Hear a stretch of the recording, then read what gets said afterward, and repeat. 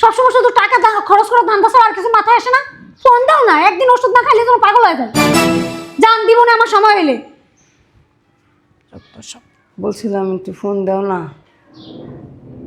এই কানের কাছে ঘ্যান ঘ্যান করে না তো, যান তো এখান থেকে যান। চোখে দেখতেছেন আমি একটা ইম্পর্টেন্ট কাজ করতেছি।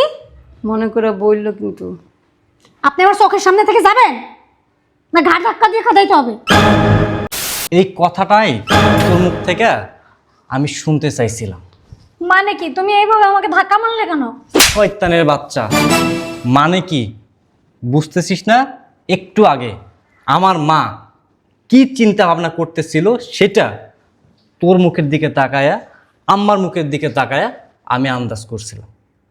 আমি জানতাম তুই আমার মাকে দেখতে পারিস না, তুই চাস আমার মা এই বাড়িতে যেন না থাকে, তুই তাকে বৃদ্ধাশ্রমে পাঠাতে চাস।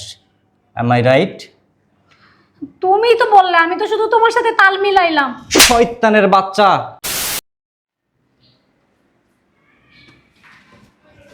এনেন আপনার খাবার নেন। বৌমা রাখে দাও গা, আমি পরে খামো না, আমার এখন ক্ষুধা নাই গা। শুরু হয়েছে। আচ্ছা ঠিক আছে, তাহলে আপনি খাবার রেখে দিতেছি, এরপর নিজের খাবার নিজে নিয়ে খায়েন। আচ্ছা। আর শোনেন, আমি কিন্তু বারবার প্লেট বাটি ধুইতে পারবো না। খাবার খায় প্লেটটা সুন্দর করে ধুয়ে জায়গায় রাখেন। ঠিক আছে। ঠিক আছে। কথা কয় না জানি দাম না মরিস। ব্যবহার একটু সুন্দর না, একটু ঘুম গেছিলাম, ভালো লাগতেছে না শরীরটা। হ্যাঁ, আবার অফিসের ব্যাগটা নিয়ে আসো। বাবা, কই আমার লেট হয়ে যাচ্ছে তো। এই নাও।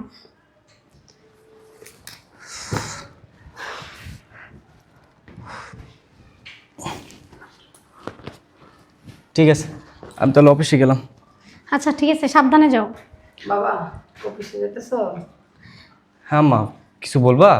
অফিসেই তো যাইতেছে মা, দেখতেই তো পারতেছেন, এটা আবার জিজ্ঞেস করার কি আছে? বুঝলাম না, তুমি এমন করতেছো কেন? কেমন করলাম? আমি তো শুধু নর্মালি মাকে বললাম যে অফিসেই তো যাচ্ছে, আমি কি এমন করে বললাম? তুমি সবসময় কি আমার দোষ দেখতে থাকো নাকি?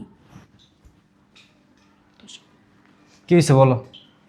না মানে বুঝলাম না মা, তুমি এরকম আমতামতা কেন করতেছো? কি বলবা বলো?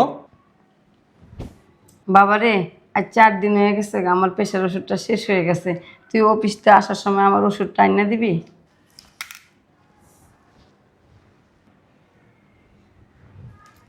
বুঝলাম না, আমার 4 দিন আগে তোমার ওষুধ শেষ হয়ে গেছে আর তুমি আজকে বলতেছো তোমার ওষুধ নাই। যেদিন ওষুধ শেষ হয়ে গেছে তুমি সেদিন আমাকে কেন বলো নাই? আমাকে বললেই তো আমি ওষুধ আইনা দিতাম। বাবারে তুই কাজ কামে অনেক ব্যস্ত থাকস, এজন্য তোরে আমি বলি নাই। আম্মা আমি মানলাম আমি সবসময় কাজে ব্যস্ত থাকি, কিন্তু তোমার বৌমা তো আছে, তুমি তোমার বৌমাকে বলতে পারতা, তোমার বৌমাকে বলতা, তোমার বৌমা আবার আমাকে বলতো, তাহলে তো ওষুধটা আইনা দিতে পারতাম।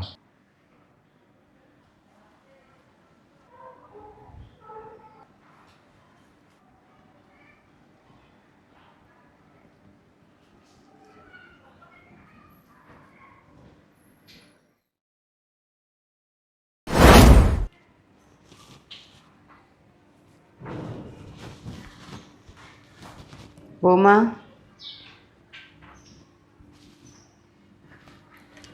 বৌমা, ও বৌমা,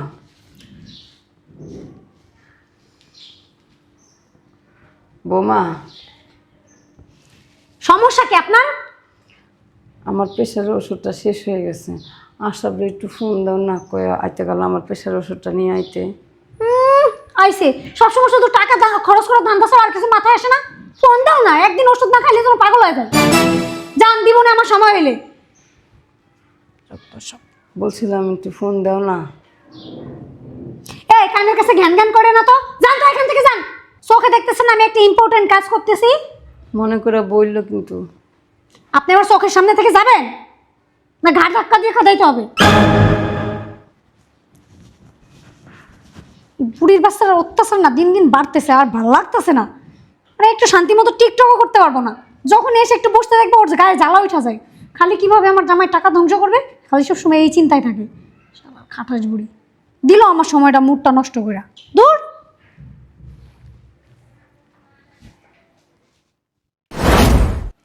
আম্মা কি ভাবতেছ? না বাবা, কিছু না। আসলে তো বৌমারে যে আমি কমু আমার মনে নাই গা, ঠিক আছে? তুই আসার সময় ওষুধটা মনে করে লই আইস, হ্যাঁ বাবা? দিনে দিনে বয়স হইতেছে তো, তাই সব কিছু মনে হয় ভুলে যেতে আসছি। আচ্ছা, তুই মনে করে নিয়ে আইস কিন্তু। বসো।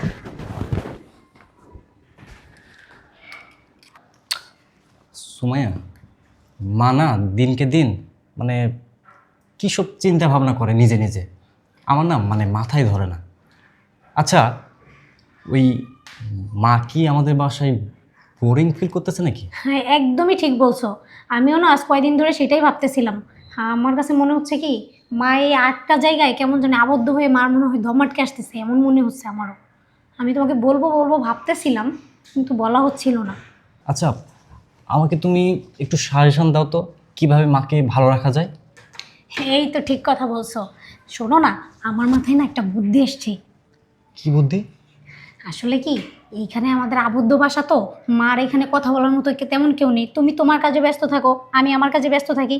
হ্যাঁ, আমি না ভাবতেছিলাম কি মাকে বরং বৃদ্ধাশ্রমে পাঠাই দিই। ওখানে তো হচ্ছে মায়ের সমবয়সী অনেকেই আছে, মা মন খুলে গল্প গুজব করতে পারবে, তাদের সাথে অনেক ভালো সময় কাটাইতে পারবে। এই কথাটাই তোর মুখ থেকে আমি শুনতে চাইছিলাম। মানে কি তুমি এইভাবে আমাকে ধাক্কা মারলে কেন? শয়তানের বাচ্চা, মানে কি বুঝতেছিস না? একটু আগে আমার মা কি চিন্তা ভাবনা করতেছিল সেটা তোর মুখের দিকে তাকায়া, আম্মার মুখের দিকে তাকায়া আমি আন্দাজ করছিলাম। আমি জানতাম তুই আমার মাকে দেখতে পারিস না, তুই চাস আমার মা এই বাড়িতে যেন না থাকে, তুই তাকে বৃদ্ধাশ্রমে পাঠাতে চাস। Am I right? তুমিই তো বললে, আমি তো শুধু তোমার সাথে তাল মিলাইলাম। শয়তানের বাচ্চা, তোর মনের মধ্যে কি চলতেছিল সেটা বের করার জন্য আমি শুধুমাত্র একটু একটু অভিনয় করছি।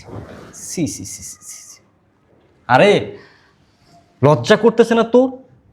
নিজের শাশুড়িকে তুই বৃদ্ধাশ্রমে পাঠাতে চাস? হুম? এই আমার মা তোর খায়, তোর বাবার খায়, তোর মায়ের খায়, তোর 14 গোষ্ঠীর খায়, আমারটা খায়। তাহলে আমারটা খেয়ে আমার মা কেন বৃদ্ধাশ্রমে যাবে? কিসের জন্য বৃদ্ধাশ্রমে যাবে? আমি লাস্ট কয়েকটা দিন ধরে তোকে অবজারভেশনে রাখছিলাম। আমি প্রায় প্রায় দেখতাম তুই আমার মার সাথে খারাপ ব্যবহার করিস, কিন্তু তুই যে এতটা চালাক, আমি যখন বাসায় থাকি তখন তোর আচরণ ফেরেশতার মতো হয়ে যায়, আর যখনই আমি অফিসে চলে যাই তখন তোর উপর আল্লাহর গজব নামে। তুই আমার মার সাথে খারাপ ব্যবহার করিস। তোর ভয়ে আমার মা সাহস করে আমাকে কিছু বলতেও পারে না। আমি তো কিছু করি না, বলবে কোথায়? আবার কথা বলে শয়তানের বাচ্চা। এই, আমি যেদিন তোরা বিয়ে করছি ওই দিন আমি তোরা কি কইছি? আমার মা আমার কাছে সব কিছু। এই মানুষটা 10 মাস 10 দিন আমার গর্ভে ধারণ করছে, পৃথিবীর আলো বাতাস দেখাইছে। এই মানুষটা না থাকলে আমি এই পৃথিবীতে আসতে পারতাম না। আমি আমার মাকে অনেক ভালোবাসি। আমি বারবার বলছিলাম তোকে আমার মার কোনো জানি অযত্ন অবহেলা না হয়, কিন্তু তুই কি করলি? তুই দিনের পর দিন আমার মার সাথে খারাপ ব্যবহার করেছিস, অন্যায় অবিচার করছিস। এসব করার আগে তোর তো একটা বারের জন্য বিবেকে বাধা দেওয়া উচিত ছিল। আমি কাকে কি বলতেছি? তোর তো বিবেকই নাই। যার বিবেক নাই তাকে 1000 বার বুঝাইলেও কোনো লাভ হয় না। এই, আমার দিকে তাকা। তোর মা অসুস্থ, প্রতি মাসে তার ওষুধের জন্য 5000 টাকা লাগে। কে দেয়? আমি দিই।